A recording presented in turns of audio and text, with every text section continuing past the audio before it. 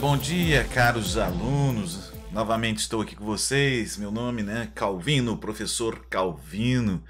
E eu falo bom dia até um pouco proposital em função dessa nossa disciplina Direito Digital. E não só ele, Porque quando falamos em dia, falamos em manhã, tarde, noite e madrugada. Então, bom dia é qualquer hora, não teremos problemas. A qualquer hora que você esteja assistindo, em qualquer lugar do mundo, é um bom dia para você. Hoje nós vamos tratar de um tema considerado dentro do direito, uma área que eu atuo muito, que são os direitos autorais.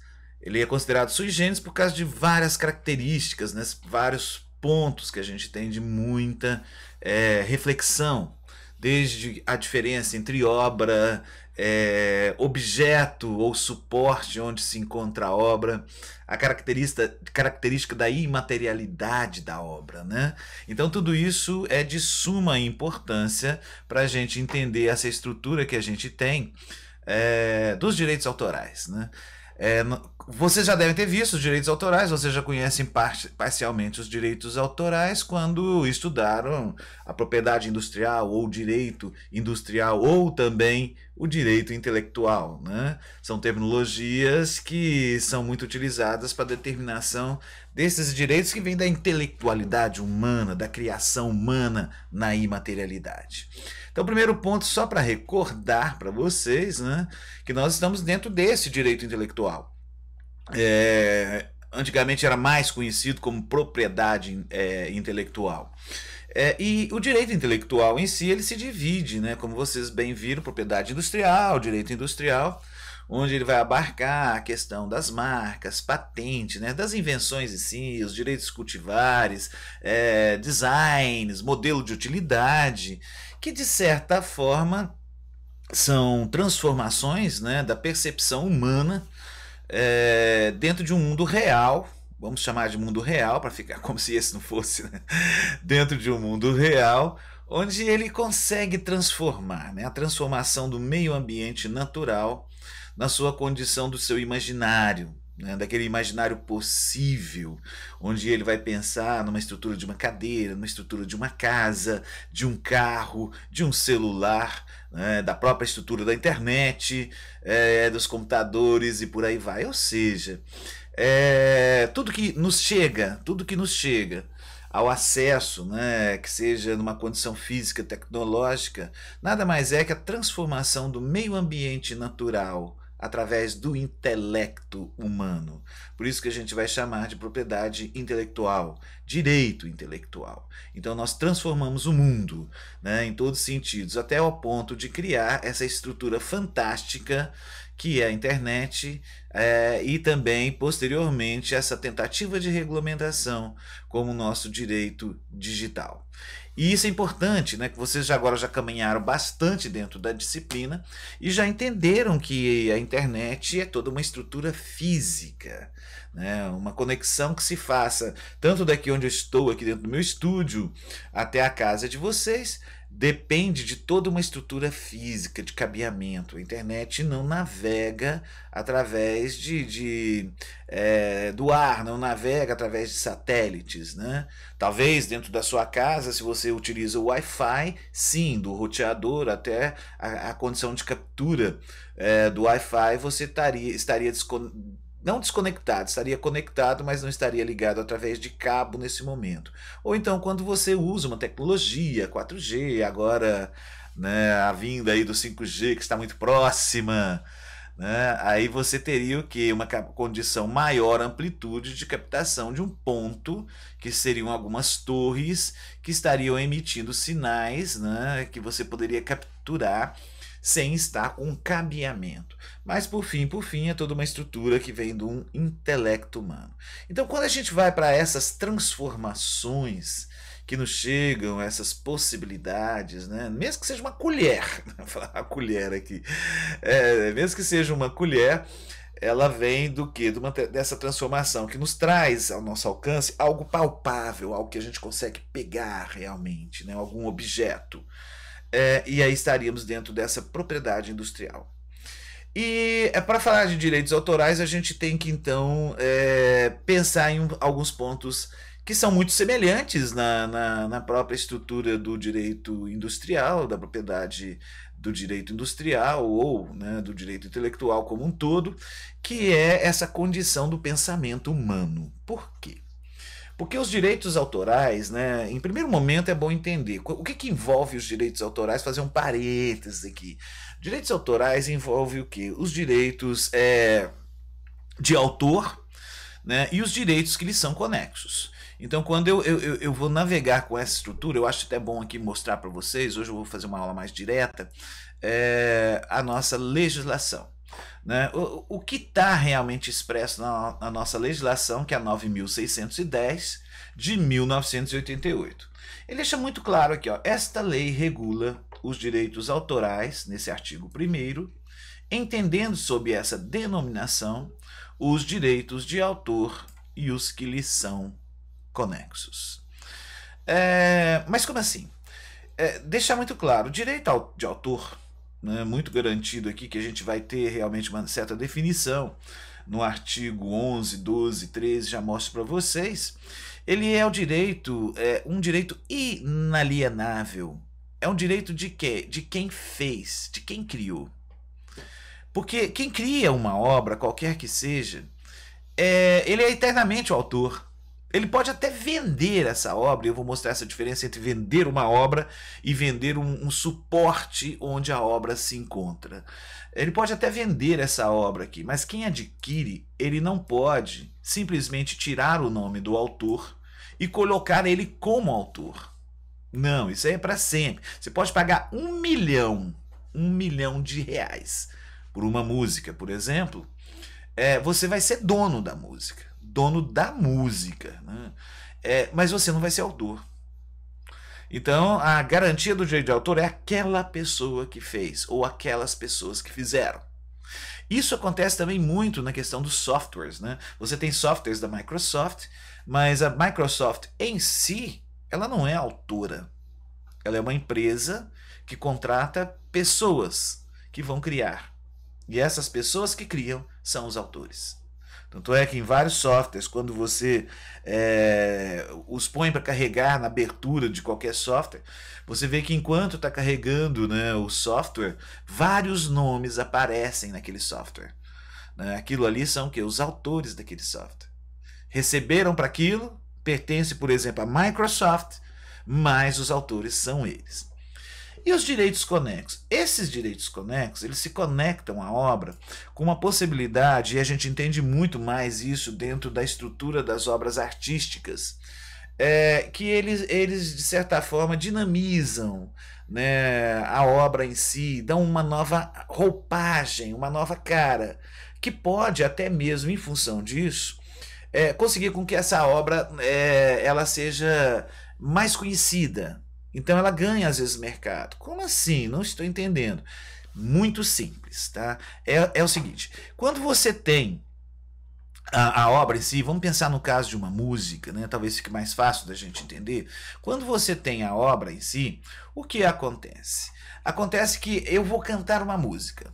Eu poderia, né? Poderia não só a questão do canto, eu poderia expressar aqui para vocês, como até mesmo uma leitura de um poema. Eu poderia chegar aqui e ler um poema de uma forma muito sem expressão, né? E talvez não chamaria a atenção de vocês, ou mesmo cantar a música.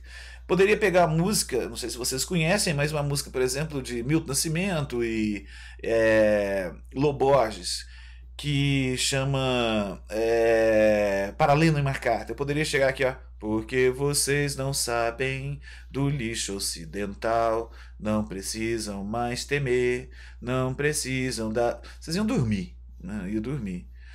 Ou então tentar dar uma roupagem, que seria mais ou menos assim, ó. Porque vocês não sabem do lixo ocidental, não precisam mais temer, não precisam da timidez, todo dia é dia de viver.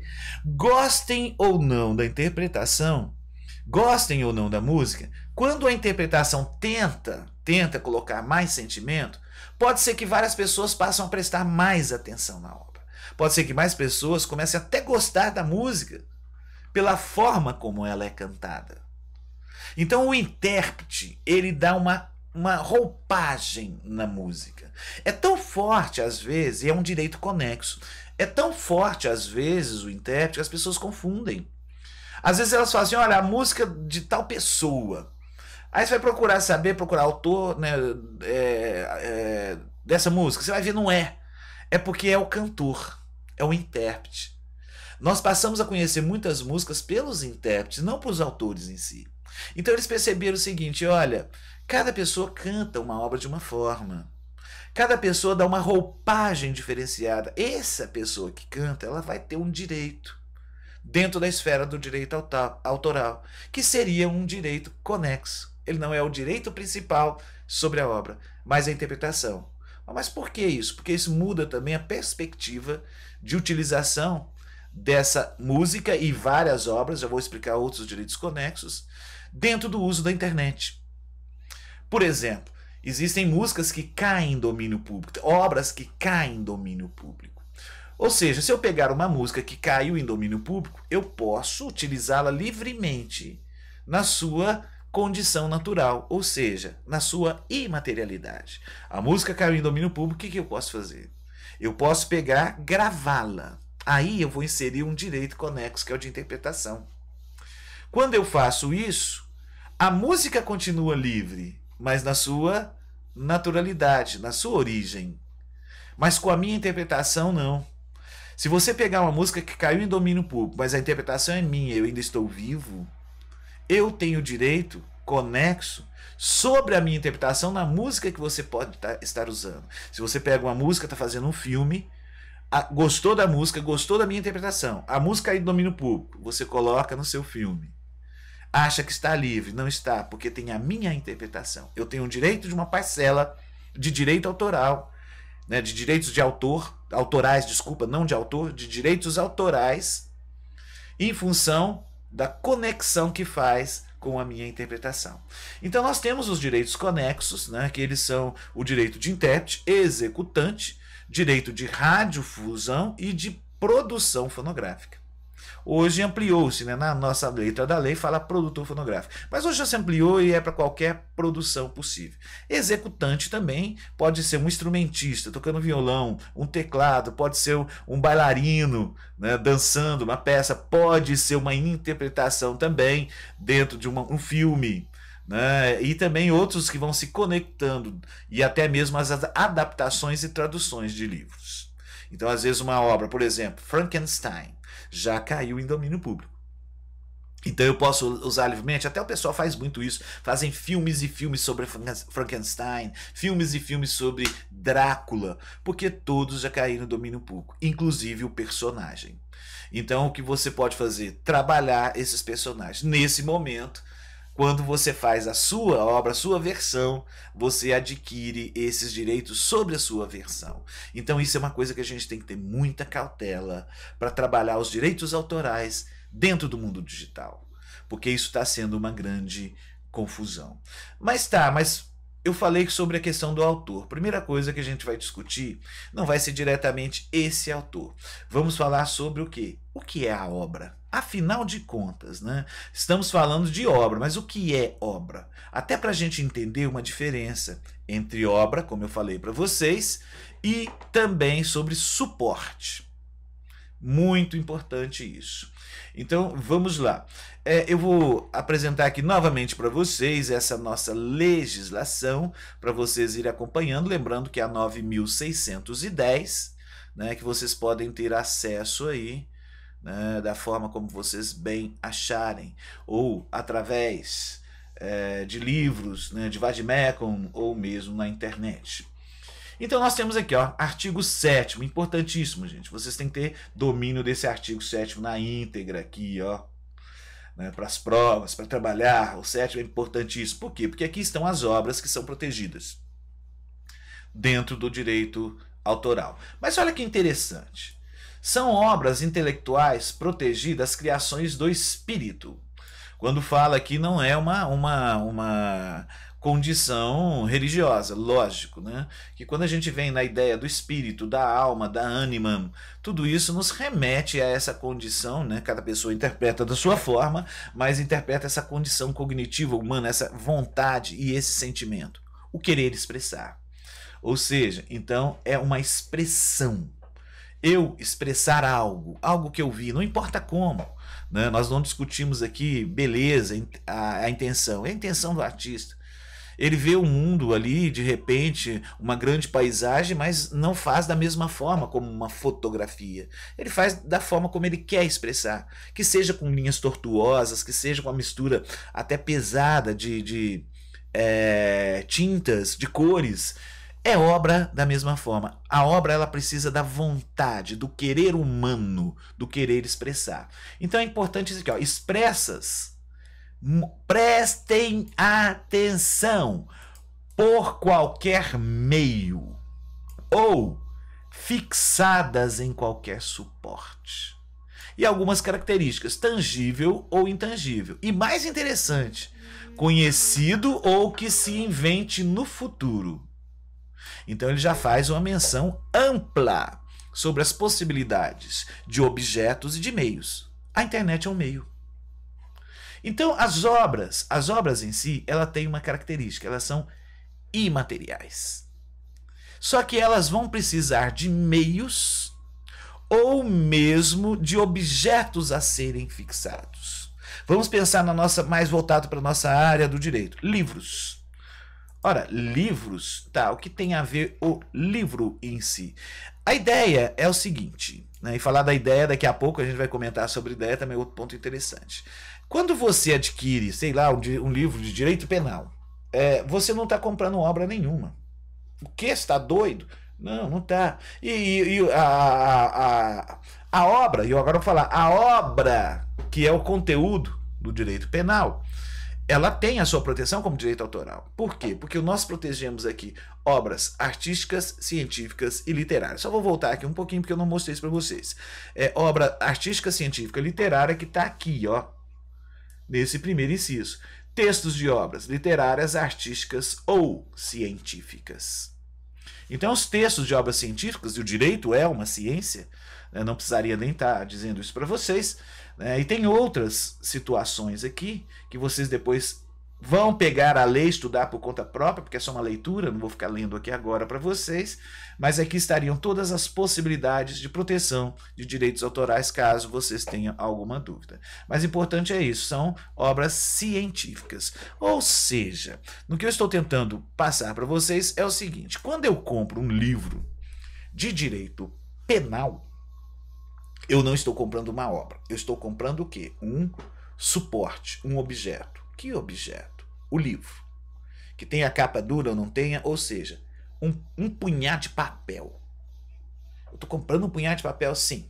Um punhado de papel. Você passa a ser dono daquele punhado de papel. Só que o diferencial desse papel é que dentro dele você tem o conteúdo. Esse conteúdo, ele é imaterial. Tanto é que se você pegar o seu livro, tá com raiva do professor, põe fogo no livro, o livro vai deixar de existir. Mas a obra não. Vai estar em outro livro, em outro livro, em outro livro, vai estar dentro do computador, de um HD que o autor escreveu. Vai estar dentro de uma editora, ou da própria gráfica, se ela mantém os arquivos. Ou seja, isso é a imaterialidade. E mais, mesmo se você conseguisse pegar um livro aí de um autor, você está tão puto com o professor, aí você resolve destruir os livros que ele baseia. Pega um determinado autor, você consegue destruir todos os livros desse autor no mundo e não tem nenhuma comprovação de algum objeto. Esse autor, se quiser, ele escreve novamente. Pode não ser perfeito, idêntico ao que estava antes, porque ele talvez não lembre todas as palavras utilizadas. Mas ele faz de novo. Por quê? Porque está dentro da mente dele. Mesmo eu, vamos pensar na música, né? Se eu pegasse aqui de novo, né, um poema, chegasse aqui para vocês, né, de Vinícius de Moraes, de tudo ao meu amor serei atento, antes e com tal zelo e sempre tanto, que mesmo em face desse maior encanto, dele se encante mais meu pensamento. Eu pergunto para vocês, onde está esse poema? Eu consegui declamar, porque eu decorei. Vocês começam a ter conhecimentos na cabeça de vocês. Por quê? São imateriais. Se eu pegar meu violão aqui e sair, for para a Europa fazer show na praça, nos Estados Unidos, eu vou levar só o violão e vou. De repente eu canto lá mais de 200 músicas, 300 músicas, porque pelo campo de estrada que a gente acaba decorando esse tanto de música. Mas de onde que elas estão vindo? Da minha capacidade de memória. Mas ao mesmo tempo, olha interessante, pode ser que 1000 músicos, ao mesmo tempo, em locais totalmente distintos, estejam tocando a mesma música. Como é que isso é possível? Porque é imaterial. Mas, para que chegue até as pessoas, eu preciso. Ou a pessoa está me ouvindo diretamente, né? E mesmo assim tem um meio? Tenho. Qual? É a utilização da minha voz? Ou a utilização da vibração, né, da frequência das cordas do violão que vão chegar até o ouvido da pessoa. Então essa é uma grande característica que a gente já vai ter. Ou então voltar para o que a gente está fazendo. Ou através da internet. Eu estou falando aqui, né, por mais que seja uma gravação, que é um vídeo gravado, eu estou falando aqui, mas está chegando até vocês. Poderia ser uma aula aqui online agora, né, presencial. Eu estaria falando aqui na minha casa e ao mesmo tempo chegando até vocês. Através de quê? De um meio. Então navega. E onde que está chegando? Na casa de cada um de vocês. E pode, às vezes, um aluno, e já aconteceu isso, o aluno pode estar assistindo a aula em outro país. E nós aqui em Uberlândia. E vocês aí em Uberaba. Né? Araguari, temos alunos em Araguari. E outras cidades. Né? Daí mesmo, talvez da turma de vocês, deve ter alunos que não são de Uberaba, não são de Uberlândia, não são de Araguari. Né? A gente tem muito de Monte Alegre, né? Aqui também tem Coromandel, e aí vai. Não importa as cidades. Então a gente tem que entender isso. Na internet isso acontece, eu tenho que entender essa imaterialidade. Porque há uma navegação, há um fluxo de sinal. E mais importante, essa imagem que vocês estão vendo, ela não está passando dentro da internet dessa forma. Ela é codificada, decodificada. No momento que eu estou gravando aqui, essa câmera que está na minha frente, esse terminal que está na minha frente, ele está pegando essa imagem minha, esse meu som, transformando em sinais elétricos. Eu não sei o cabeamento interno da sua casa, mas passando através de fibras óticas. Essas fibras óticas vão chegar até um provedor. Esse provedor vai ser redistribuído através de um backbone. Depois vai chegar no outro provedor, tem o meu provedor de acesso, que vai distribuir para o backbone, que vai transitar dentro do backbone, que é a espinha dorsal, a estrutura da internet, que vai chegar num outro provedor que vocês pagam para chegar dentro da sua casa, dentro de um roteador. Pode ser que através do roteador saia um cabo para dentro do seu computador, ou então via Wi-Fi. Até chegar no seu computador é tudo emissão de sinal elétrico. E a partir daí, com Wi-Fi não, já tem uma certa transformação. E a partir daí é decodificado e você vai estar recebendo essa imagem. Então o direito autoral dentro da internet ele tem essa peculiaridade, eu tenho que entender isso, esse caminho. Para quê? Para entender as responsabilidades também. E o que está transitando.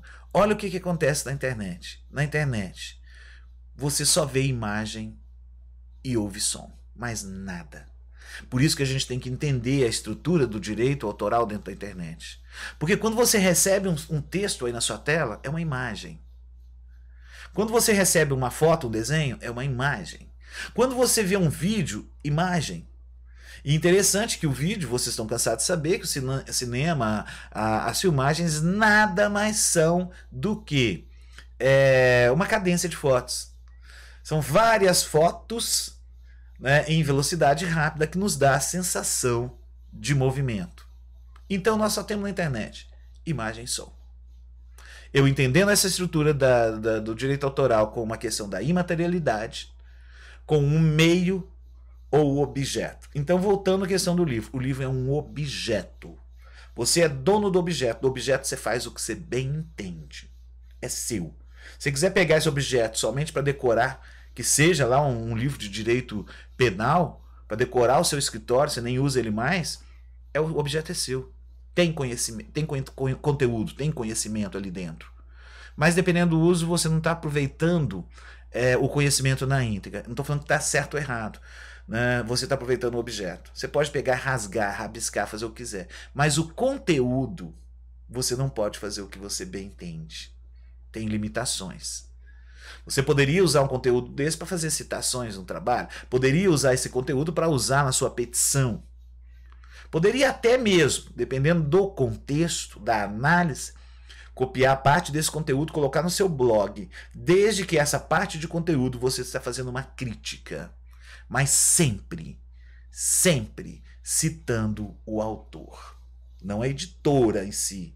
Talvez na falta do autor e tudo, se houver necessidade, para a fonte você desconhece, por garantia você cita qualquer fonte que seja. Se pegou de um outro site e não tinha o nome do autor, cita a fonte. Se pegou de um livro, né, eletrônico, não viu, não achou o autor, não sabe, desconhece como é que tá, cita o livro. Um artigo, cita a origem.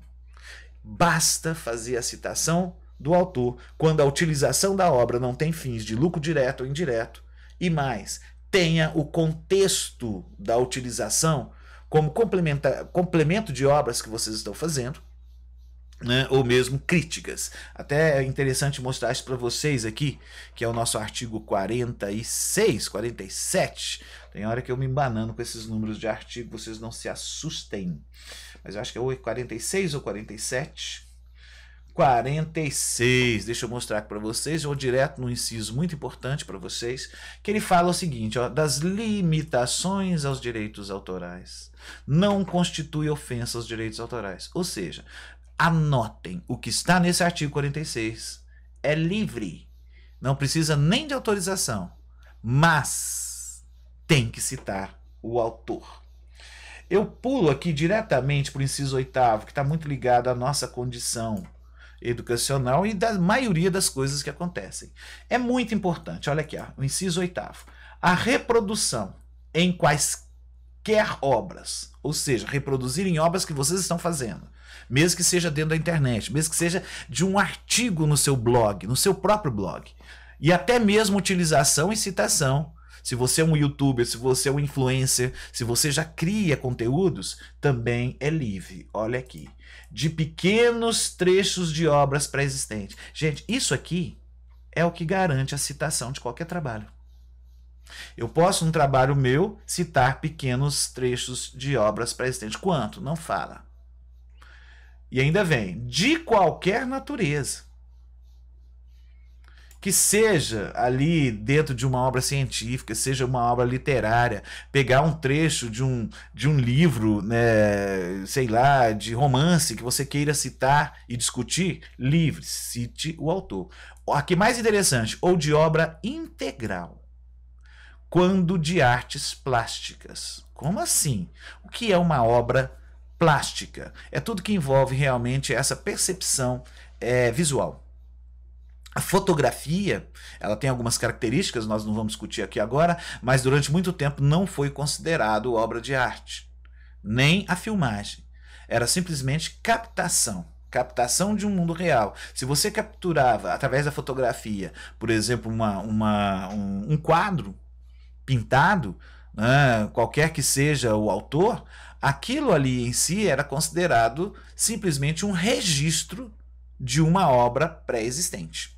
Então, quando a gente fala de obras plásticas, hoje não, a fotografia já tem uma caracterização como obra de arte. Porque hoje nós temos várias formas de fotografar. Se você conhece fotografia, você sabe. Você pode pensar na sua estrutura de profundidade de campo, né, para fazer um desfoque. Você pode utilizar abertura, né, para maior entrada de luz em menor tempo, ou então a abertura maior para fotografias à noite. Você pode pensar na velocidade do obturador para congelar a imagem. Então quem é da fotografia sabe o que a gente está aqui falando. Ou seja, o importante é saber que você pode manusear a máquina fotográfica.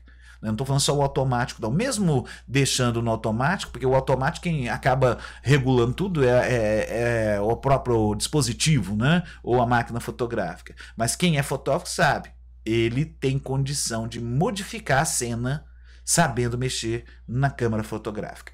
Então aí passou a ser considerado obra de arte, sim. Tá? Independente se está no automático ou não, porque automático qualquer um consegue tirar boas fotos, né? Agora, quando você vai manusear realmente a câmera fotográfica, não.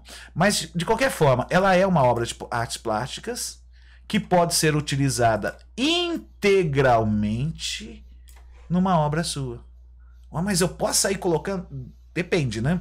Então, de que forma? Olha aqui, aí vem. Sempre que a reprodução em si não seja objeto principal da nova obra, da obra nova. Como assim? Eu estou fazendo um livro sobre a história de determinada cidade. Estou falando sobre a história, mas aí eu preciso de algumas fotos para ilustrar. Então eu poderia pegar as fotos livremente, qualquer que for o autor. Não preciso nem pedir autorização. Eu pego uma foto de uma determinada rua, coloco, está muito bonita, coloco no meu livro, porque eu estou falando daquela rua, da história daquela rua. O autor não pode me proibir essa utilização. Ué, mas isso é injusto. Não é, a situação não é essa, justamente por causa disso. A fotografia, em si, em primeiro momento, ela é uma captura de uma imagem real. Ah, mas tem um trabalho do cara. Tem. Só que aqui ele deixa muito claro. Nós temos que entender que toda criação humana, ela compõe, de certa forma, o conhecimento, um legado. Né? Por isso que ela cai em domínio público. Ela cai em domínio público porque, já que tem o suor da pessoa, durante um certo tempo, será o direito dele. Tudo com essas limitações que a gente vê, que houver a utilização da obra diretamente com o intuito de lucro, tem que ter autorização do autor, tem que pagar o autor. Né? E depois de cair domínio, antes de cair domínio público, passa a pertencer o quê? A família quando o autor morre. Mas, mesmo ele estando vivo, a gente tem que entender o seguinte, ela pode complementar um conhecimento. Então a fotografia dentro de um livro, dentro de um vídeo, um trecho de um vídeo, porque se a fotografia é obra de artes plásticas, e a filmagem também. Só que a filmagem aqui faz uma analogia na interpretação pelo seguinte, não tem como eu usar um filme inteiro, de certa forma, mas é obra de artes plásticas, tem que ser na íntegra. Não, aí seriam trechos. Né? No caso de filmagem, seriam pequenos trechos. Para ser discutido, eu posso montar uma aula, uma videoaula, utilizar uma foto na íntegra, não preciso de autorização, mas tem que citar o autor. Posso pegar o trecho de uma notícia jornalística, posso pegar um trecho de um filme para discutir. Ou seja, ela não é o objeto principal. Ela serviu de base para discussão e para contribuir com o conhecimento. Ou seja, e se eu tirasse aquela fotografia? Eu estou vendendo um livro sobre a história de determinada cidade, poderia ser Uberlândia, Uberaba, não estou querendo desmerecer os outros alunos de outras cidades, mas só para a gente não ficar 3 horas citando cidades aqui, eu poderia estar fazendo, vou falar, centralizar aqui em Uberlândia, que eu estou em Uberlândia, da história da cidade de Uberlândia, né, teria uma fotografia. Aí o autor começa a achar ruim, quer saber? Eu vou tirar essa e colocar outra. Não muda nada no objeto da minha obra. Estou falando de Uberlândia. Se eu tirar aquela fotografia e colocar outra, não vai alterar a vendagem da minha obra. Por isso que ele fala, ó, e que não prejudique a exploração normal da obra reproduzida e nem cause prejuízo injustificado aos legítimos autores. Ou seja, qual seria o prejuízo de eu colocar uma fotografia de um autor dentro do meu livro, sendo que meu livro é de história, as pessoas compram meu livro de história, nem sabem que fotos estão lá. Quem seria?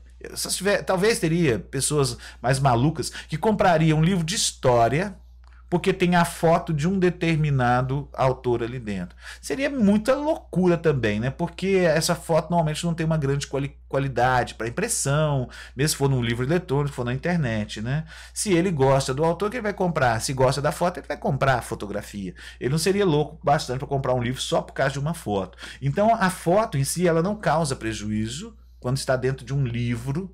Esse livro tem um contexto específico. Agora, se fosse um livro de coletânea de fotografias da cidade de Uberlândia, aí sim eu teria que ter autorização de cada uma das fotos. Por quê? Porque o interesse é vender o livro pelas fotos. Mesmo que tenha lá uma só, mas não seria a mesma coisa. Eu poderia tirar uma foto e colocar outra no lugar. Poderia, mas a intenção é vender o livro pelas fotos. E não, diferentemente, o outro que eu tinha comentado, que é pela história de Uberlândia, com fotos simplesmente ilustrando. Então, esse inciso aqui, oitavo, é o que a gente mais tem como alicerce para a produção de novas obras, inclusive, como eu falei para vocês, na questão que a gente tem aí da internet, né, na utilização da internet, que nos dá essa garantia de uso, sem necessidade de pagar direitos autorais, sem necessidade de ter autorização. Agora, volto a dizer, se você esquece dentro da internet de citar a fonte, citar o autor, pode te dar problemas dentro do direito moral. Aí a gente passa a analisar outra coisa. Então, primeiro a gente já viu, né, a questão, nós temos os direitos de autor, os direitos conexos. Dentro dos direitos conexos, já falei para vocês, né, teríamos a questão do intérprete, executante, produtor fonográfico e radiodifusão. Também vimos a questão da obra na imaterialidade e que esta criação da imaterialidade precisa de meios ou objetos. Mas os meios e objetos não podem se confundir com a obra na imaterialidade. Se você compra um CD cheio de músicas, você não é dono das músicas, você só é dono do suporte, que te permite ter uma possibilidade de ouvir. Ninguém compra mais CD, né? Tanto que eu tô velho. Mas assim, você poderia ouvir aquelas músicas que estão ali dentro. Mas, no momento que eu pego uma daquelas músicas e vou utilizar, eu tenho que pagar direitos autorais. É o que vai acontecer muito aí na internet, essa discussão de utilização de músicas, até mesmo em lives, né? Até já fazer um parênteses aqui, eu tenho alguns vídeos que eu também vou disponibilizar junto com esse, né? Vou pedir que a professora Fernanda disponibilize para vocês aí, que são vários outros livros que eu falei sobre a utilização de live, explico sobre a questão das ideias, né, de certas produções, alguns crimes, principalmente a loucura do autoplágio, né, que é importante a gente conhecer como terminologia. E aí a gente tem também o direito moral e patrimonial, que é isso que eu estou falando aí para vocês, né? Ou seja, patrimonial é ser dono da obra, dono, e moral, né? O direito que você tem inalienável de manter sempre o seu nome e também restringir certos usos da obra quando a utilização da obra em si pode te causar um transtorno em você enquanto autor. Não é na questão patrimonial. Na patrimonial resolve-se negociando os valores e questão de indenização patrimonial. Agora, eu posso proibir a utilização de músicas minhas, né, dependendo do contexto.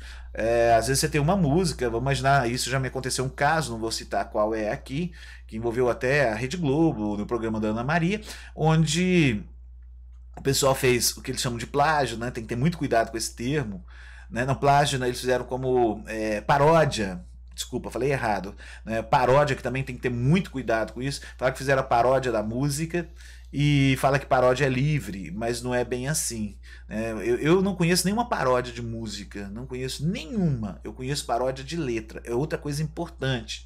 As pessoas confundem letra com música, né? A música em si não é a letra da música é um complemento, né? É um acessório. Por exemplo, você pega uma música, pode até ser muito conhecida através da letra da música. Se você tira a letra da música e toca instrumentalmente, a música da mesma forma tem que pagar direitos autorais. Isso é importante também porque às vezes a música ela é feita duas pessoas juntas, né? Fazem a música, tanto a letra quanto a música, porque a música é o que? A sequência de notas. Se eu pegar e fizer assim, lá, lá, lá, ya, lá, lá, ya, lá, ya, lá, ya, lá, ya, eu já tenho que pagar direito autoral dependendo do uso. Mas eu poderia fazer também assim, olha que coisa mais linda, mais cheia de graça. Agora eu já pus a letra. Se eu identifico que os dois fizeram tudo junto, então a obra musical, música e letra pertence a dois autores, são coautores.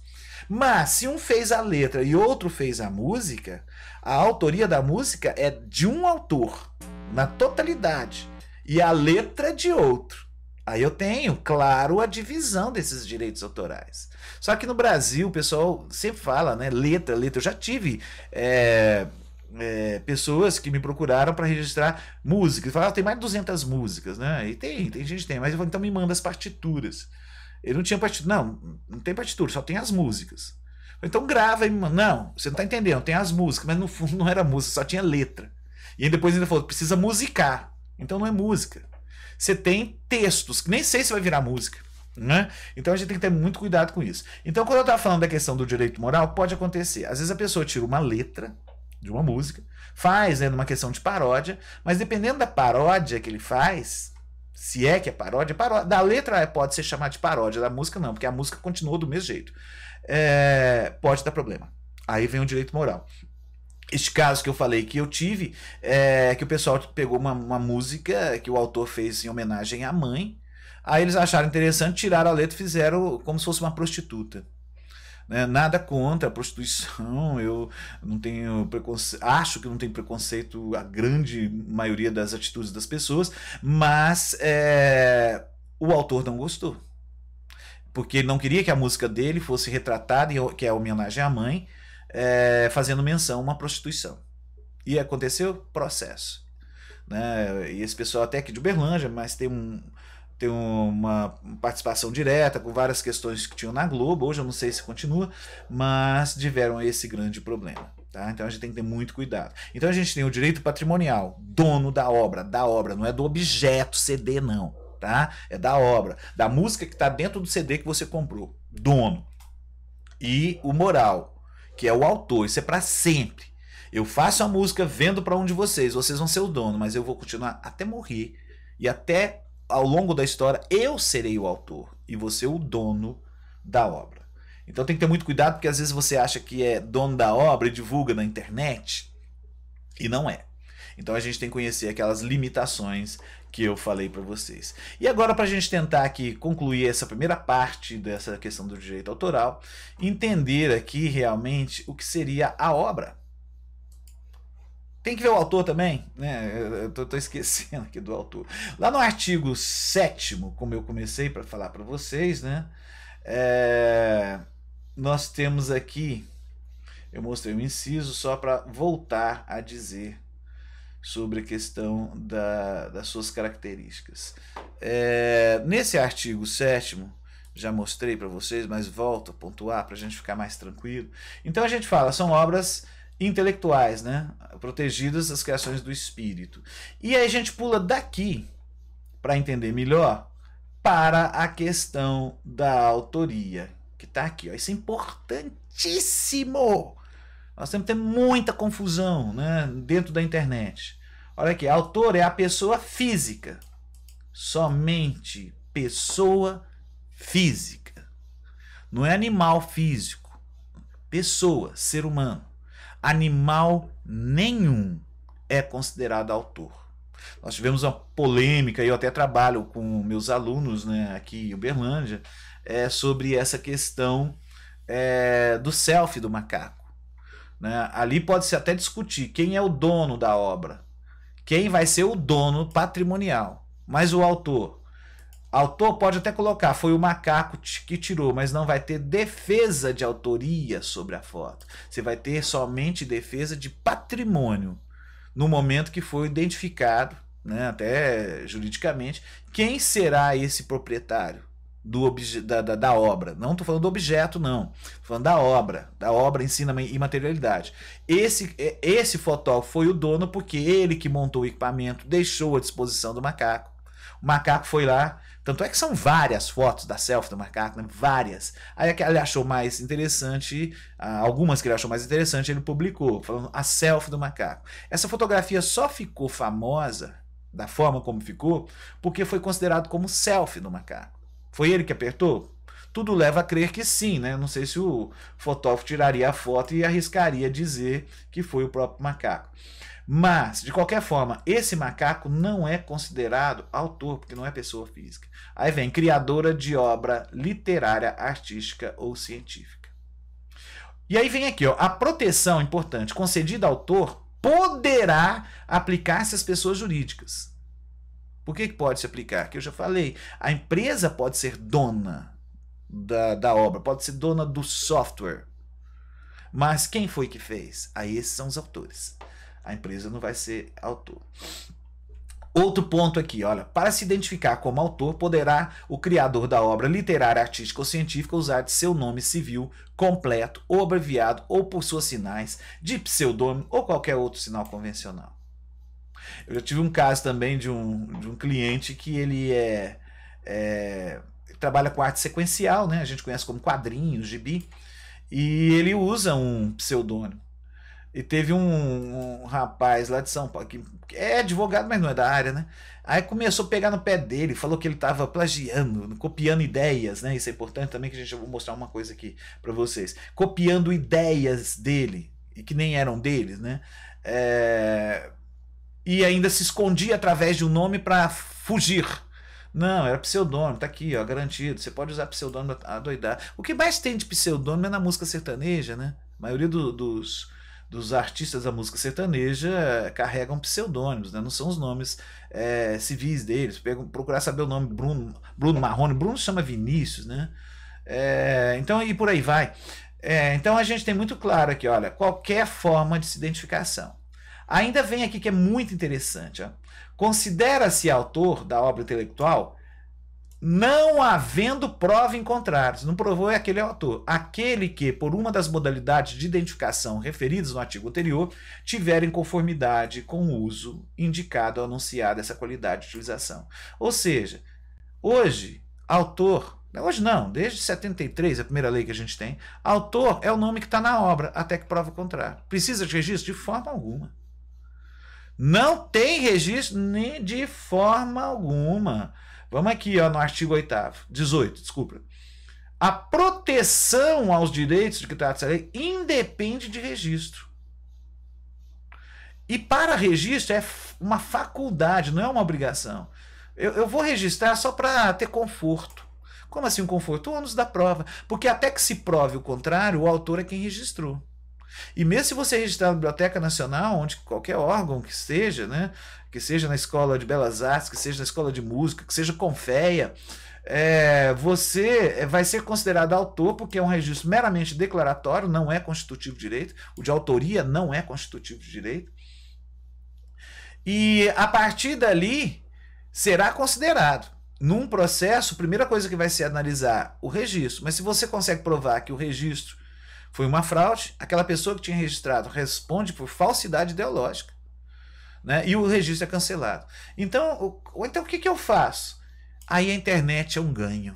Um ganho. O que você faz para provar que é autor? Ora, se a autor é pessoa física criadora, ele põe o nome na obra e considera, não havendo prova em contrário, o nome que está na obra, é só colocar na internet. Antigamente o pessoal fala, não coloca, não mostra para ninguém. Eu falo o contrário, mostra para 1 milhão de pessoas. São 1 milhão de testemunhas. E mais, a sua obra, que seja um texto, que seja um TCC, que seja um trabalho que você faz, publica na internet, publica no seu blog, põe até no Face.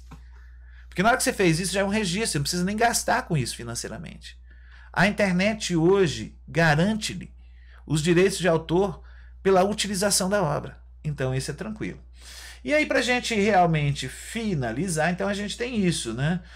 Também a questão da consideração de quem é o autor. Lembrar sempre, pessoa física, nunca uma personalidade jurídica, nunca um animal, nunca. Tá? Isso na versão jurídica. Olha que interessante. A outra coisa que se confunde muito são, olha, não são objetos de proteção como direitos autorais, trata essa lei. Primeiro aqui, ó, as ideias. Depois vocês têm várias situações aqui que vocês podem olhar. Ideia não tem proteção de forma alguma. Ideia é a essência. É nos remeter ao mito da caverna, né, de Platão, o mundo das ideias. Ideia nenhuma tem proteção. Tem uma música do Caetano que eu acho fantástica. Ele fala assim: se você tem uma ideia incrível, faça logo uma canção. Está provado que só é possível filosofar em alemão. Então, ideias, vou mostrar que vocês não têm proteção. Eu tenho um vídeo também que fala só sobre isso, né? A questão da proteção às ideias. Depois eu passar aí para vocês também. Então, assim, ideia nenhuma tem proteção. O que seria uma ideia? Olha, ideia, imagina, eu tenho uma ideia de fazer um filme de ETs invadindo a Terra. Imagina se o cara que tivesse a ideia há séculos passados. Então ninguém poderia fazer o filme, só ele. A questão da proteção não é sobre a ideia, é sobre a concretização da ideia com todas as suas características. Por quê? Porque nós podemos fazer vários filmes de invasão de ETs no planeta Terra totalmente diferentes. Porque a ideia básica, a essência, ela não tem proteção. Ah, não, mas eu transcrevi a ideia. Depende. Se você simplesmente transcreveu num papel e colocou lá, olha, mundo das ideias e materialidade, a sua ideia é imaterial. Aí você escreve no papel, eu tenho a ideia de fazer. Não adianta. Aí você tem que fazer. Como? Qual é o roteiro? Qual é a história? Como são os personagens? Então eu tenho que ter todo o desenvolvimento dessa ideia. Eu poderia ter ideia também de escrever, tem ideia, TCC vai acontecer isso demais. Tive a ideia de fazer um TCC falando sobre a questão dos atos do pedófilo dentro da internet.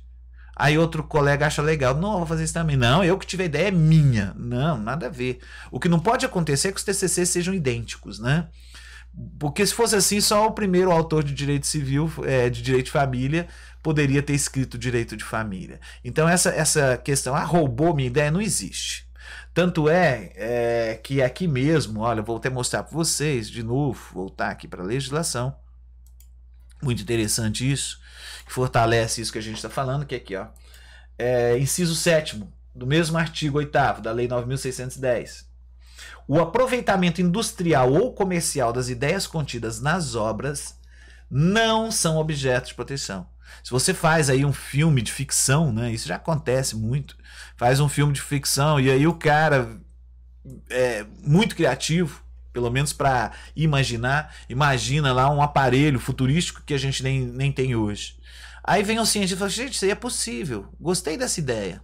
Aí ele pega essa ideia que está no filme e transforma em realidade. Essa ideia não tem proteção, mesmo que tenha vindo dentro de uma criatividade do autor daquele filme. Então isso também vai acontecer muito na internet. Quando a gente navega na internet, muitas dessas ideias que estão na internet vocês podem utilizar, não podem fazer igual. Até mesmo na questão do ramo comercial. Fast food. Fast food é uma ideia, né? Comida rápida. E onde a gente vê o fast food? Nossa, é um punhado de marcas. Você vai ver McDonald's, Burger King, Bob's, girafas e por aí vai. Então são ideias do fast food. Aqui seria a mesma coisa. Ideias não têm proteção, tá? Gente, espero que tenha contribuído aí com vocês, né? Porque isso é o mundo. Porque lembrar o seguinte, dentro da internet, dentro do direito digital, a maioria, são raros os casos, olha o que eu falo, são raros os casos que nós vamos precisar realmente fazer uma legislação específica dentro da internet. Se eu vou tratar de direito autoral, eu tenho que na internet eu tenho que pegar a Lei 9.610 de direito, eu não tenho que construir outro direito autoral. O que acontece são alguns meios, como a gente viu aqui, que se invente no futuro. Hoje está falando demais da NFT. Tá falando demais do token, né? A NFT é um token, né? Isso aí são o quê? São meios. São meios ou mesmo até suportes que eu utilizo. Mas isso não altera o direito autoral do conteúdo que está dentro de uma NFT.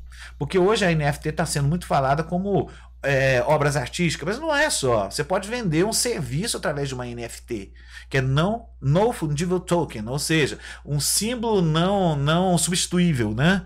Então a gente tem um símbolo que não se substitui. Por quê? Porque com a internet você tem uma possibilidade de fazer tantas combinações que um token ele é específico. Você não vai ter como copiar o token. O token em si não, ele é único, que é a mesma base das criptomoedas, né? Dos bitcoins. Então isso você não vai ter como copiar. Então ele tem uma proteção digital, isso tem. Mas o conteúdo é a lei do direito autoral, é a lei do direito de família, é a lei do direito comercial, empresarial. Difamação é difamação da mesma forma na internet quanto no dia a dia. Se você fizer uma difamação de uma pessoa dentro sei lá, da própria estrutura da Uniub, lá dentro, difamou, é a mesma coisa. A diferença é o que? A amplitude com que chega a difamação para a gente calcular valores indenizatórios. Então a gente não tem essa de que é só caso específico, né? Talvez num trabalhista você teria o home office, né? É uma coisa nova, mas mesmo assim vai estar dentro da CLT. Não vai precisar criar uma lei separada para a internet de direito trabalhista, tá? Então aqui é a mesma coisa. Quando a gente trata de direito autoral dentro do âmbito digital, é realmente a lei de direitos autorais. Beleza, gente? Hoje eu tô olhando assim, vocês estão vendo que eu tô parecendo doido, né? Tô com duas telas aqui na minha frente. E aí eu tô controlando aqui para conseguir gravar essa aula para vocês. Espero que tenha contribuído, espero que vocês gostem e se aprofundem. Eu sou apaixonado. Falou que tem tecnologia, questões digitais, questões de direitos autorais, tá no meu mundo. E eu vou compartilhar também aí alguns vídeos que eu tenho lá no meu YouTube, tá? Beijão pra vocês aí, bons estudos!